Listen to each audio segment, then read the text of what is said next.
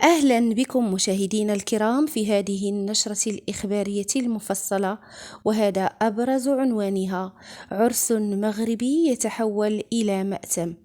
قبل الخوض في هذه التفاصيل الإخبارية، لا تنسوا الإعجاب بالفيديو والاشتراك في القناة لتتوصلوا بجديد الأخبار المغربية اليومية، وشكرا جزيلا لكم.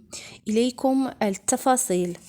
لقي شخصان مصرعهما وأصيب 16 آخرون، 5 منهم إصابتهم بليغة في حادث سير وقعت يوم أمس الاثنين فاتح ماي بجماعة الجابرية التابعة لعمالة إقليم سيدي بنور. ووفق مصادر محلية، فإن الحادثة نجمت عن انقلاب سيارة نفعية بالطريق الإقليمية رقم 3433 على مستوى دوار ولاد هلال جماعة الجابرية. كان على متنها 18 شخصا متجهين لحضور حفل زفاف.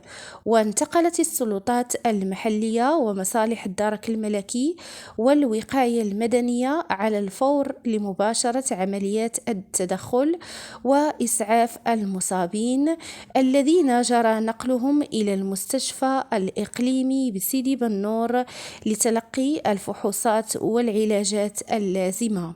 شكرا لكم على حسن المتابعة، وإلى اللقاء في فيديو قادم إن شاء الله.